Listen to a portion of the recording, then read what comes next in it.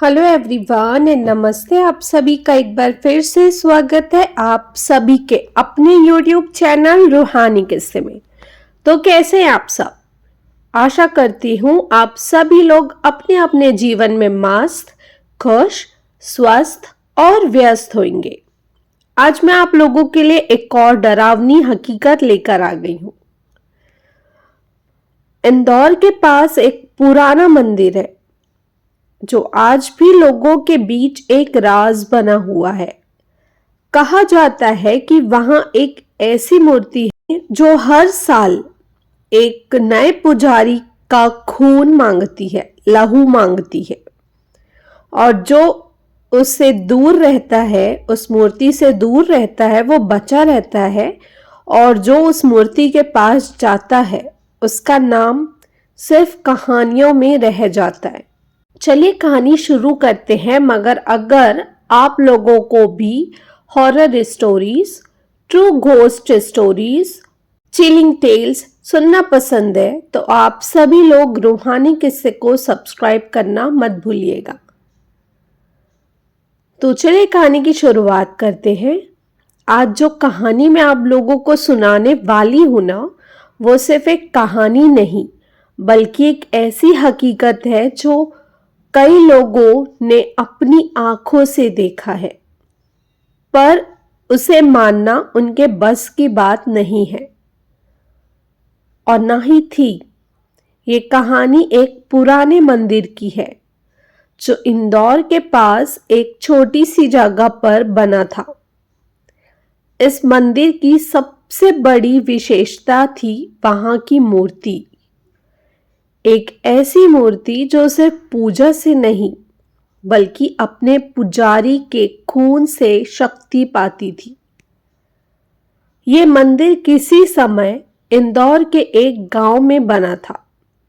कहा जाता है कि इसकी स्थापना एक सिद्ध बाबा ने की थी जो अपनी तपस्या से देवताओं को प्रकट करने की शक्ति रखता था। उन्होंने अपनी सारी शक्ति एक मूर्ति में डाल दी जो एक देवी की थी। मूर्ति देखने में एकदम सामान्य थी, चमकते हुए पत्थर से बनी, बड़ा सुंदर और आकर्षक रूप। लेकिन जो बात लोगों को समझ में नहीं आई थी वो थी कि मूर्ति का असली स्वरूप क्या है।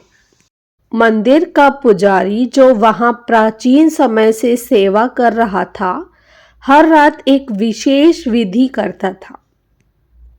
कहते हैं कि वो अपनी उंगलियों को एक छोटी सी चुनरी से काट कर मूर्ति के चरणों में लहू चढ़ाता था। ये सुनने में बहुत अजीब लग रहा है ना? खैर, पर ये विधि थी मंदिर की एक पुरानी परंपरा। ये केवल एक रस्म नहीं थी बल्कि मूर्ति की असली शक्ति इसी विधि से ही जागती थी। मंदिर में जो भी आता उसके अंदर एक अजीब तरह की शक्ति महसूस होती। लोगों को ये लगता था कि उनकी सोचने की शक्ति बढ़ रही है, उनका ज्ञान बढ़ रहा है। कई लोग जो पहले आम इंसान थे, उन्होंने यहाँ आने के बाद ऐसे ज्ञान की बातें कहना शुरू कर दी जो किसी महाज्ञानी को भी चौंकाने वाली थी। पर इसका एक भयंकर नतीजा भी था। जो भी इस मंदिर के अंदर आता उसका अंत भी डरावना होता। पहला वाकया हुआ एक व्यक्ति के साथ जो एक रात मंदिर के अंदर सो गया। अगले दिन सुबह लोगों ने देखा कि उसका शरीर मंदिर के दरवाजे के बाहर पड़ा था और उसकी आंखें खुली की खुली रह गई, जैसे मौत के समय उसने कुछ ऐसा देखा हो जो उसके बस के बाहर था। दूसरी घटना एक पंडित के साथ हुई जो मंदिर के रहस्य को समझना चाहता था। उसने मूर्ति के पास एक रात बिताने का फैसला किया। सुबह गांव ने देखा कि उसका शरीर एक अजीब तरह की हालत में पड़ा था, जैसे वो जिंदगी और मौत के बीच उलझा हो। उसके होंठ हिल रहे थे पर आवाज नहीं निकल रही थी। कई सालों तक लोगों ने इस मंदिर से दूर रहना शुरू कर दिया, पर एक औरत जो तांत्रिक विद्या में रुचि रखती थी, उसने इस मंदिर का रहस्य समझने की कोशिश की।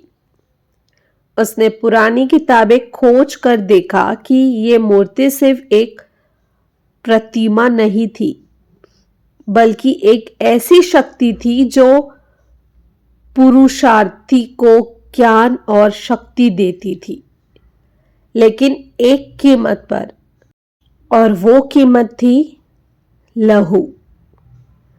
इस मूर्ति की शक्ति तब तक बनी रहती थी जब तक कोई इसका पुजारी अपना लहू चढ़ाता रहता, लेकिन अगर इस मूर्ति को लहू चढ़ाना बंद हो जाता तो ये अपनी शक्ति पाने के लिए अपने आसपास के लोगों से वो छीन लेती थी। पिछले पुजारी की मौत के बाद इस मंदिर का नया पुजारी बना एक जवान लड़का। उसका नाम था रितेश। उसने ये विधि जारी रखी, लेकिन एक दिन उसने इस परंपरा को बंद करने का फैसला किया। उसने सोचा कि अगर वो लहू का बलिदान बंद कर दे तो हो सकता है ये सब बंद हो जाए, लेकिन उसके फैसले का नतीजा बहुत भयंकर निकला।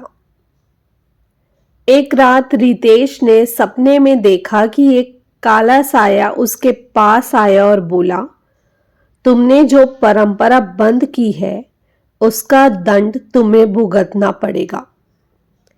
अगले दिन लोगों ने देखा कि रितेश मंदिर के सामने पड़ा था। उसके शरीर से खून बहता जा रहा था, लेकिन उसका कोई जख्म नहीं था। ये देखकर सब समझ गए कि मूर्ति अपना लहू खुद ले चुकी थी।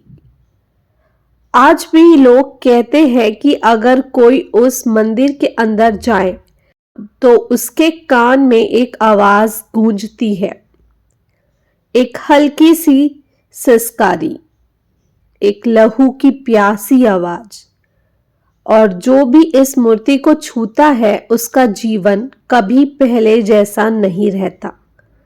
तो दोस्तों, अगर कभी आप किसी पुराने मंदिर में जाएं और वहां एक ऐसी मूर्ति दिखे जो अजीब तरह से आपको अपनी ओर खींच रही हो, तो संभल कर रहना।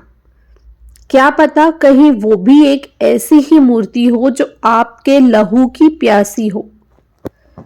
तो दोस्तों, इतनी ही थी आज की कहानी और आज की कहानी की सीख। अगर आप सभी को ये कहानी अच्छी लगी हो तो इस कहानी को एक लाइक और मेरे चैनल को सब्सक्राइब करना मत भूलिएगा।